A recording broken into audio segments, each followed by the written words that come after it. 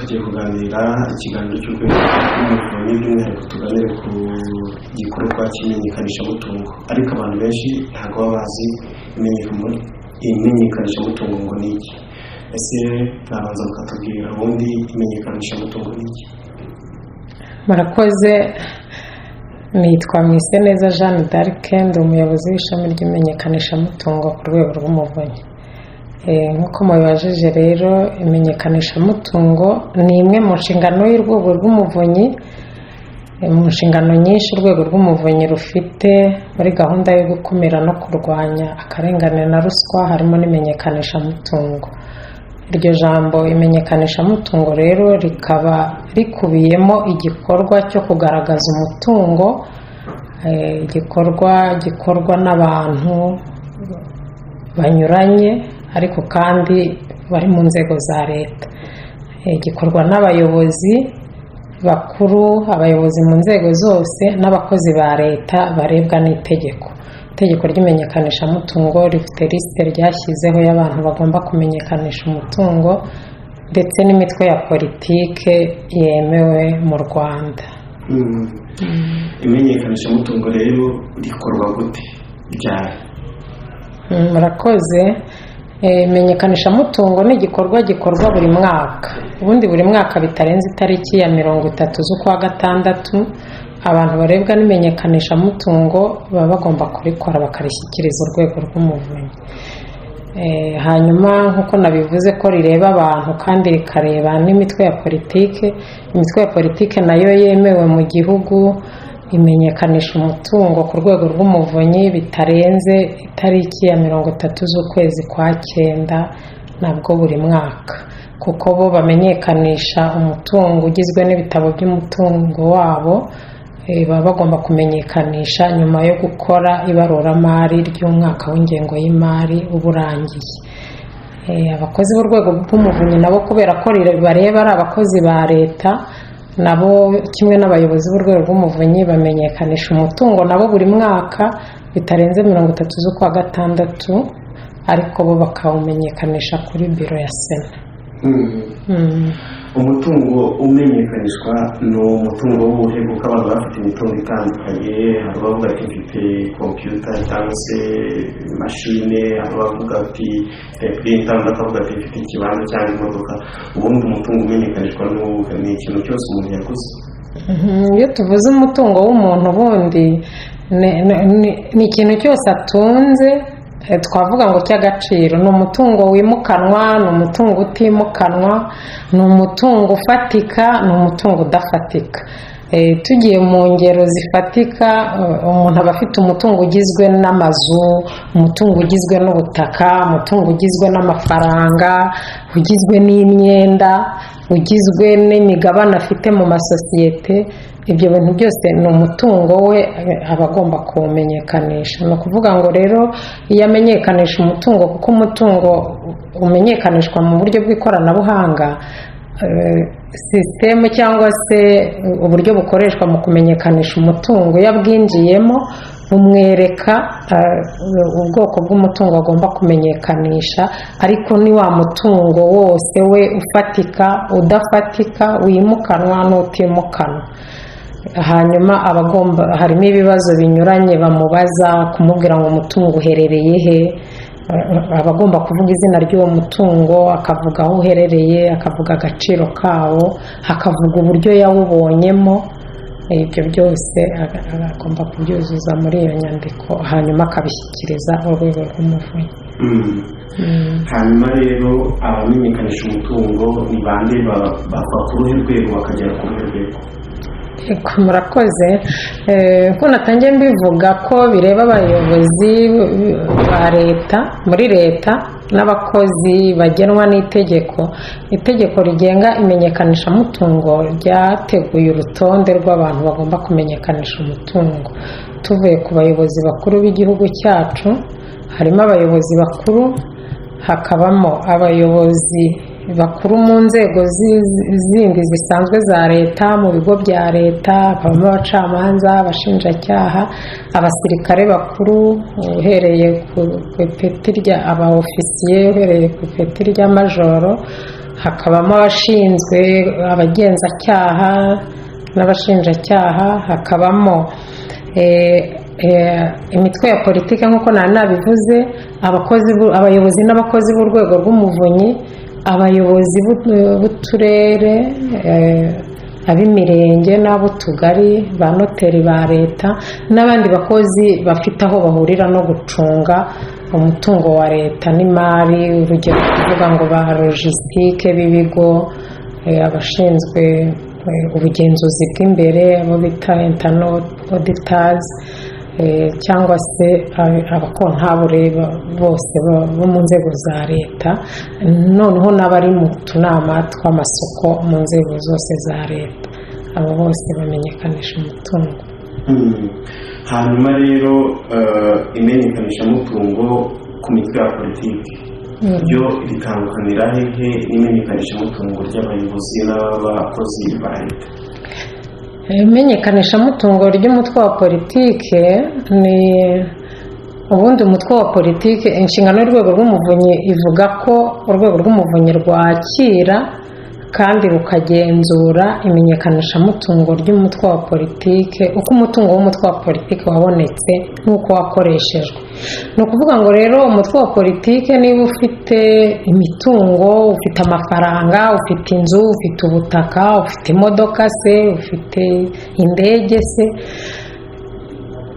bakora ibaruramari ry'uwo mutungo wabo buri mwaka, bakerekana ibyo binjije, bakerekana n'ibyo basohoye, hanyuma n'uburyo babikoresheje, bakaba bafite n'impapuro zerekana ko uwo mutungo wabo wakoreshejwe.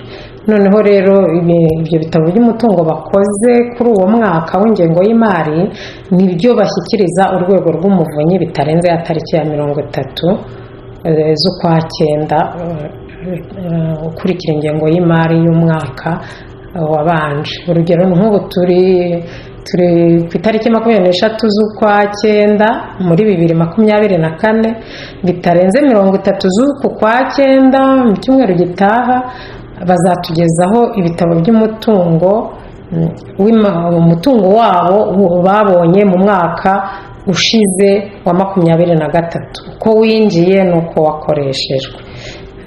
Rero urwego rw'umuvunyi ruba rufite inshingano zo kugenzura ko uwo mutungo wabo winjiye n'uko wakoreshejwe. Mu kuwugenzura urwego rw'umuvunyi rureba aho uwo mutungo waturutse nimba hemewe n'amategeko, hanyuma rukanareba n'impapuro z'uko uwo mutungo wasohotse. Urugero nimba ari ibintu baguze bakaba bafite amafagitire babiguriyeho, nimba ari umuntu bahaye impano bakaba bafite aho yabasinyiye, nimba ari uwabahaye impano bikaba bigaragara aho yaturutse. Ni ibyo ngibyo. Wenda icyo navuga aho ngaho cyerekana aho bitandukaniye n'uw'abantu ku giti cyabo.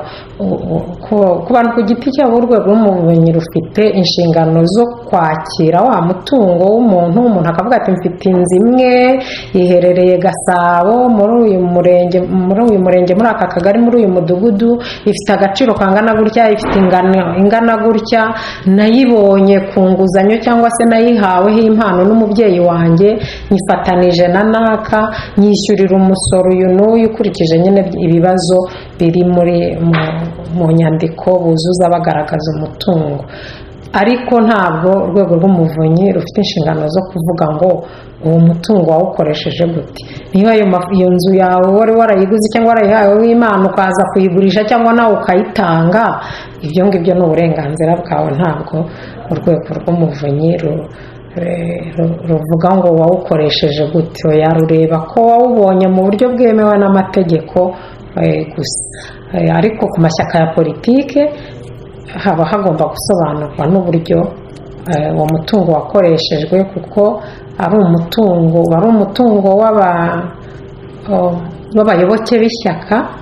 Rero uwo mutungo ugomba gukoreshwa mu nyungu z'uwo mutwe wa politike no mu nyungu z'abayoboke b'ishyaka baba baratanze uwo mutungo wabo.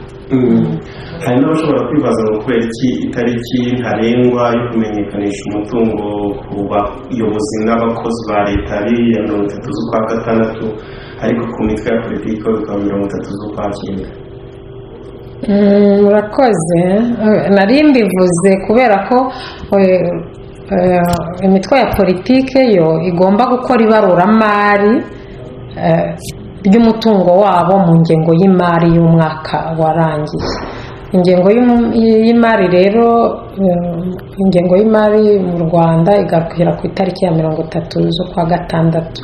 Ni ukuvuga ngo iyo ngengo y'imari ikoreshejwe iba yaturutse ku itariki ya 1 z'ukwa karindwi umwaka wabanje ikarangira ku itariki 30 z'ukwa gatandatu mu mwaka ukurikiyeho, iba ari imyaka 2. Ni ukuvuga ngo ubu ngubu bazaba badekarara umwaka wa 2023-24 warangiye muri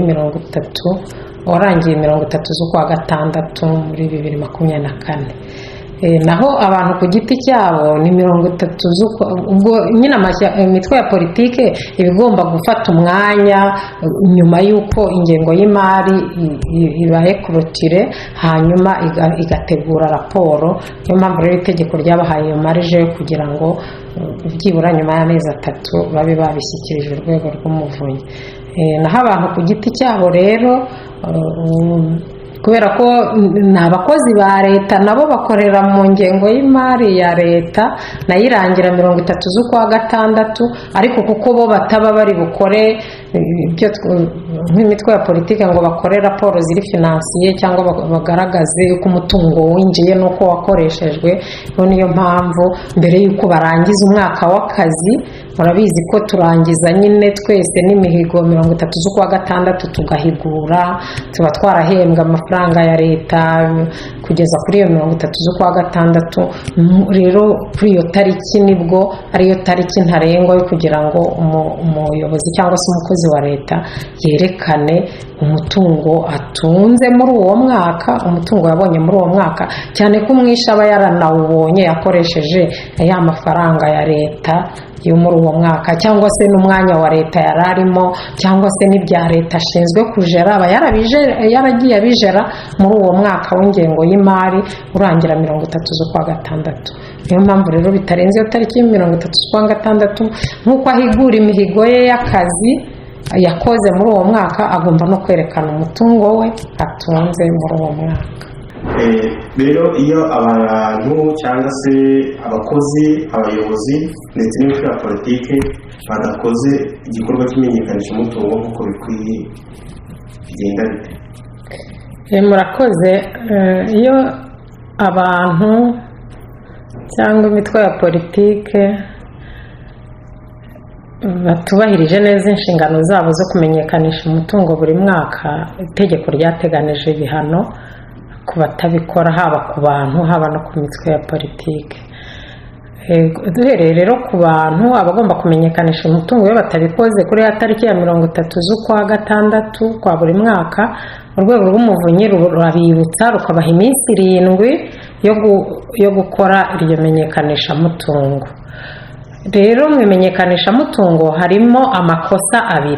Irya mbere ni ugutanga imenyekanisha mutungo ritari ryo cyangwa rituzuye, umuntu akaba yabeshye formation cyangwa se yatanze formation zituzuye, akavuga nk'ubuso bw'ikibanza butari bwo, cyangwa se akavuga aho inzu iherereye ariko akavuga wenda umurenge ibindi ntabyuzuze, cyangwa se akavuga agaciro katari ko. Icyo gihe rero urwego rw'umuvunyi rumusaba gusubiramo iryo menyekanisha mutungo, agatanga imenyekanisha mutungo ryuzuye cyangwa se riri ryo. Iyo atabikoze mu gihe cy'iminsi 7 rumusabira ibihano ku buyobozi bwe, kwandikira inzego bakorera abo batamenyekanishije umutungo, bugasaba izo nzego kubagenera igihano cyo mu rwego rw'akazi giteganywa n'itegeko rigenga imenyekanisha mutungo.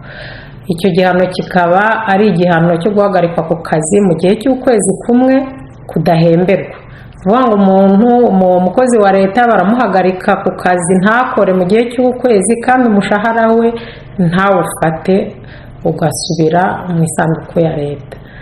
iyo rero kandi urwego rw'umuvunyi rugasaba ko amenyekanisha umutungo, ni ukuvuga ngo arahanwa kandi akamenyekanisha umutungo. Iyo atabikoze mu gihe cy'iminsi 7, urwego rw'umuvunyi rwandikira nanone urwego akorera rugasaba noneho ko bamuha igihano cyisumbuyeho cyo guhagarikwa ku kazi mu gihe cy'ukwezi kumwe kudahemberwa kandi akamenyekanisha umutungo.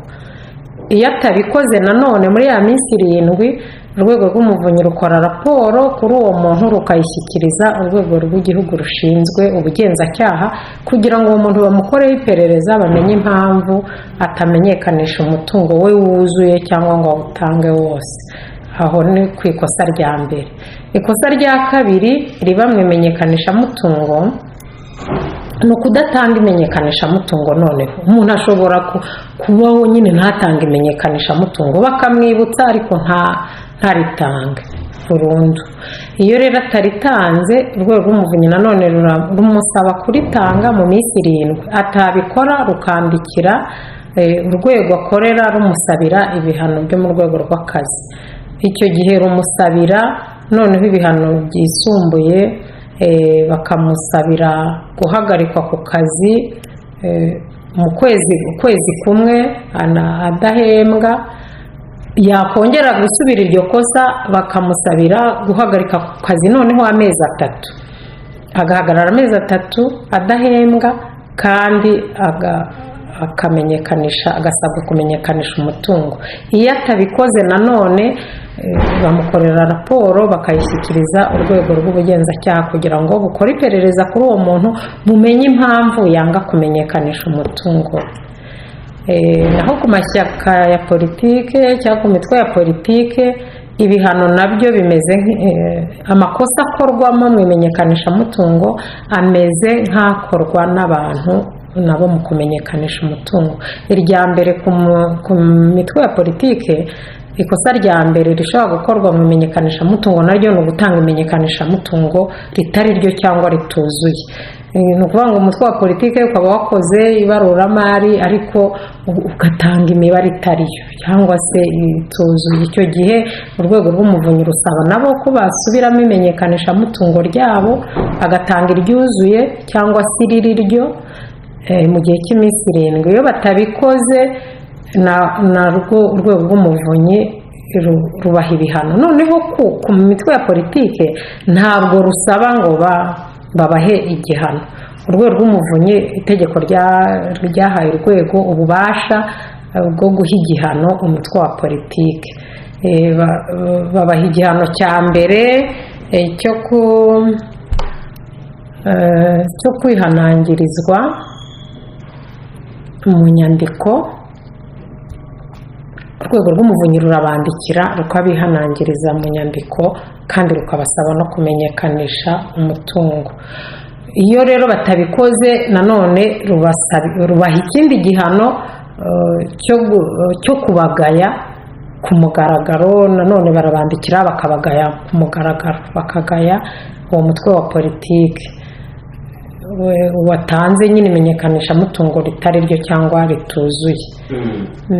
Ariko iyo umutwe wa politike ukomeje gukora ayo makosa, hari ikosa twavuze ryo gutanga imenyekanishamutungo rituzuye cyangwa ritari ryo, cyangwa se kudatanga imenyekanishamutungo. Iyo umutwe wa politiki ukomeje gukora ayo makosa, urwego rw'umuvunyi noneho rusaba urwego rw'igihugu rushinzwe iyandikwa ry'imitwe ya politike guhana uwo mutwe wa politike. Bakawusabira igihano cyo guhagarikwa bwa mbere, cyo gusabirwa guhagarikirwa inkunga baterwa na leta, kuko imitwe ya politike iba ifite inkunga ihabwa na leta buri mwaka ku ngengo y'imari ya leta. Umutwe wa politike rero kuba uterekanye aho wakomoye umutungo n'uko wawukoresheje ukaba utabigaragarije urwego rw'umuvunyi, iyo bawibukije ngo umenyekanishe umutungo ntubikore, urwego rw'umuvunyi rusaba RGB, ari cyo kigo cya leta gishinzwe iyandikwa ry'imitwe ya politike, mu nshingano kuwuhagarikira ya nkunga uhabwa na leta. Nimba leta yari yarabageneye nka miliyoni 50 z'uwo mwaka, uwo mutwe ukawahagarikirwa iyo nkunga. Iyo rero bakomeje gukora ayo makosa yo kudatanga imenyekanishamutungo, urwego rw'umuvunyi noneho rusaba RGB kubahagarika mu gihe cy'umwaka badakora. Umutwe wa politike ugahagarara mu gihe cy'umwaka udakora, kandi ugasabwa kumenyekanisha umutungo. Ariko icyiza twavuga ni uko imitwe ya politiki yemewe mu Rwanda ni 11 imenyekanisha umutungo. Kugeza ubu ntabwo turabona umutwe wa politiki wanze kumenyekanisha umutungo. Wenda ushobora gutanga imenyekanishamutungo rituzuye neza kubera amakosa runaka, urwego rw'umuvunyi rukabasaba kuyakosora, ariko ntabwo turabona umutwe wa politiki wanze kumenyekanisha umutungo. Murakoze. Ariko abantu ku giti cyabo bo bagiye babaho batamenyekanishije umutungo. Buri mwaka urwego rw'umuvunyi rwagiye rubasabira ibihano byo kubahagarika mu gihe cy'ukwezi kudahemberwa, ariko uwo bahagaritse bakamusaba kumenyekanisha umutungo ahita abikora. Ntawe turabona wagiye mu cyiciro cya kabiri cyo gusabirwa amezi 2 cyangwa cya gatatu cyo gusabirwa amezi 3 adahembwa cyangwa atari ku kazi. Tugarutse inyuma gatoya, hari ibibazo ndetse buriya abayobozi bakuru b'igihugu nabo kugeza kuri perezida na minisitiri w'intebe kuko bamenyekanisha umutungo yabo. Abantu benshi baba babyiheza, ariko bamenyekanisha umutungo buri mwaka. Nta nubwo bo banageza kuri ya tariki ya 30 abandi ngo twirirwa tubibutsa tugira gute tunabaha ya minsi 7 nyine itegeko ribemerera ya nyuma ya 30 z'ukwa gatandatu yo kumenyekanisha umutungo. Abayobozi 5 uhereye kuri nyakubahwa perezida wa repubulika, perezida wa sena, perezida w'umutwe w'abadepite, perezida w'urukiko rw'ikirenga na minisitiri w'intebe bamenyekanisha umutungo wabo buri mwaka, kandi rwose hakiri kare tutaragera no muri iyo 30 z'ukwa gatandatu. Abantu twabamara impungenge, barabikora kandi bakabikorera igihe. Kuri ubu ngubu kuva igikorwa cy'imenyekanishamutungo gitangiye, mubona kimaze gutanga umusaruro uhagaze ute? Imenyekanishamutungo rero kuva ritangiye mu mwaka wa 2021, urwego rw'umuvunyi rwakoresheje ubushakashatsi kugira ngo rumenye, umwaka ujya kurangira wa 2021 hakozwe ubushakashatsi ku kumenya akamaro k'imenyekanishamutungo. Icyagaragaye muri ubwo bushakashatsi ni uko imenyekanishamutungo ryatumye abantu bireba, cyane cyane abayobozi nyine n'abakozi ba leta bireba, bakorera mu mucyo, bagerageza ubwabo mu byo bakora gukumira ruswa mu byo bakora. Cyane cyane ko abantu bamenyekanisha umutungo uwo mutungo wabo buri mwaka baba bazi ko hari ahantu bazawutanga, baba bawushyira ku rwego rw'umuvunyi, baba abakozi b'urwego rw'umuvunyi bawutanga kuri biro ya sena, bazi yuko hari undi muntu ushinzwe kureba umutungo bafite no kuwugenzura. Ibyo rero bikaba byarafashije mu gukumira ruswa mu bayobozi n'abakozi ba leta. Ikindi byafashije ni uko abantu abo bireba barushijeho kwigirira icyizere, ndetse n'abo bakorera birushaho kubagirira icyizere. Ni ukuvuga ngo abanyarwanda muri rusange, abaturage muri rusange, byatumye bagira icyizere muri ba bayobozi, kuko bazi ko abo bantu bafite ahandi hantu berekana umutungo wabo, kandi ko umwanya uwo ari wo wose uwubonyemo ikibazo hari urwego yagezaho amakuru avuga ati kanaka afite umutungo adashobora gusobanura aho yawukuye. Icyo twibutsa ni uko kugira umutungo munini cyangwa se mwinshi ni uburenganzira bw'umuntu, ariko kuwugira ugomba kuba ubasha gusobanura aho wawukomoye, kuko kutawusobanura inkomoko yawo nicyo cyaha. kugira umutungo si icyaha, ariko gusobanura inkomoko yawo yemewe n'amategeko iyo utabishoboye nibwo uba ukoze icyaha. hari icyo musozejeho muti inkomoko yemewe n'amategeko, hari ubivuga ati si ubwo yari impano nahawe nawe ushobora kuyisobanura nk'impano?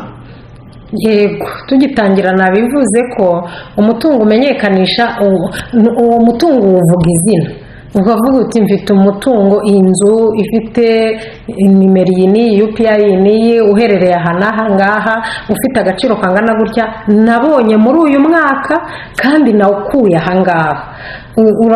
Rero ushobora kuvuga uti ni impano nahawe n'ababyeyi banjye, ni impano nahawe n'inshuti yanjye, kandi nayo ukayivuga.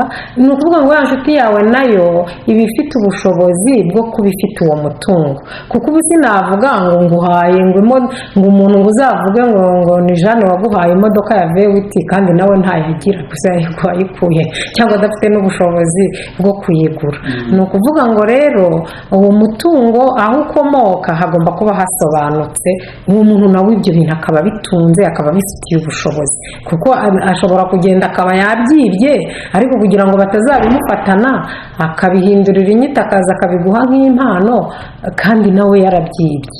Rero kuba ari impano si ikibazo, ahubwo iyo mpano wayiguhaye we yarayikuye hehe, yari mu bushobozi bwe. tugana ku musozo, niyihe nama mwagira abarebwa n'igikorwa cy'imenyekanisha mutungo, yaba ari abantu ku giti cyabo ndetse n'imitwe ya politiki? Murakoze. Kubera ko imenyekanishamutungo rifite twavuga ngo rifite inshingano cyangwa se rifite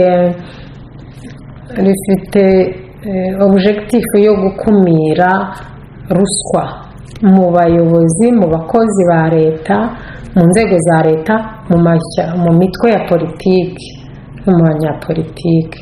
Rero inama tugira abamenyekanisha umutungo bose, baba abantu ku giti cyabo, baba imitwe ya politike, ni uko nyine bagomba gutunga imitungo bashobora gusobanura aho bayikomoye hemewe n'amategeko. Kandi nanone indi nama ni uko tubagira inama yo kumenyekanisha umutungo wabo ku rwego rw'umuvunyi ndetse no kuri biro ya Sena, kuri twebwe bireba bo ku rwego rw'umuvunyi,